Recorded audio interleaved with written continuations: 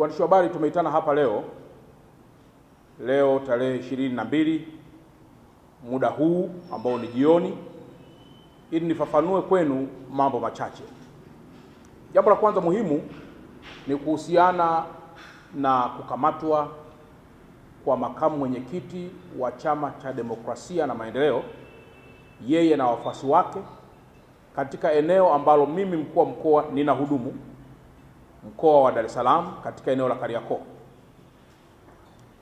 Imetokea malalamiko yaliyoletwa na chama hicho kuonyesha kwamba jeshi la polisi limetumia nguvu kubwa sana kuweza kuoppress. Naomba nifafanue jambo moja, ndugu waandishi wa habari, kwamba ifike wakati sisi kama Watanzania tuwe very serious na tunachotaka kukifanya. Mkoa wa Dar es Salaam ni moja ya mikoa very sensitive, na kwamba huwezi kuamua kila mahali kuwa ni eneo la siasa la kufanyia mikutano ya hadhara.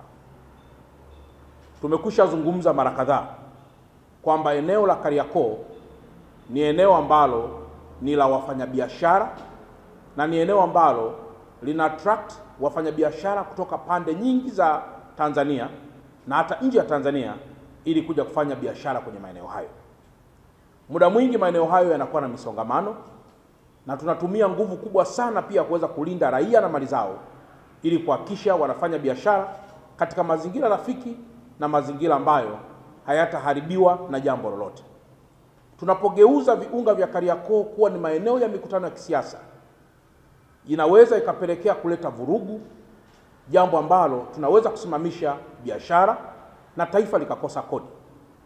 Nitumie nafasi hii kusema na kuonya tena kwamba tukiruhusu tabia hizi ambazo si sawa, tunaweza siku moja tukajikuta mikutano ya hadhara inafanyikia makanisani, mikutano ya hadhara inafanyikia misikitini, mikutano ya hadhara inafanyikia kwenye mahospitali, na mikutano ya hadhara inafanyikia kwenye maeneo ambayo hayajakusudiwa.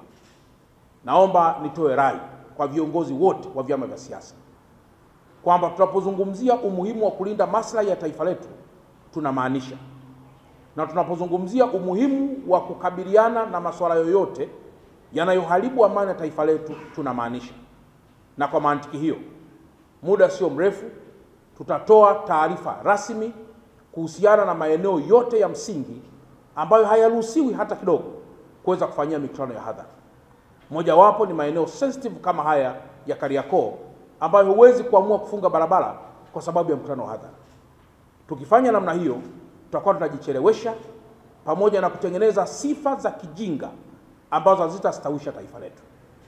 Niendelee tena kuonya, na nimeambiwa kwamba tarehe 24 bado kuna watu wanaendeleza kauli mbiu ya kwamba watakinukisha. Naomba niwape rai, ndugu waandishi wa habari, ya kwamba naamini statement ya kukinukisha haiwezi kutokea kama haupo tayari kunuka. Statement ya kukinukisha haiwezi kutokea hata kidogo kama haupo tayari kunuka. Naomba niendelee kuonya baadhi ya Watanzania wachache ambao wamealikwa au kuja katika mkoa wa Dar es Salaam, na ambao wachache wamekwisha anza kufika na kulala kwenye baadhi ya mahoteli. Moto wa kisheria utashuka kwa nguvu zote dhidi ya wale wengi au wachache watakaodhamiria kuharibu hata kwa namna ndogo sana amani ambayo imekwisha jengwa ndani ya mkoa wa Dar es Salaam. Tumesema kutoka sasa na kuendelea, mikono yetu inawasha sana katika kuhakikisha amani hii haivurugu hata kidogo.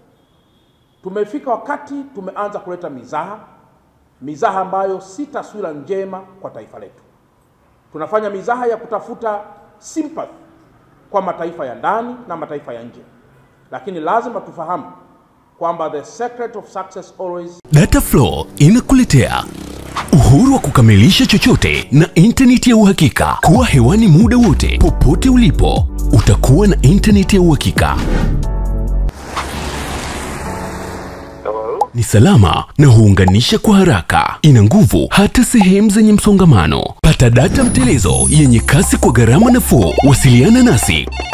Tembelea tovuti yetu www.dataflow.co.tz.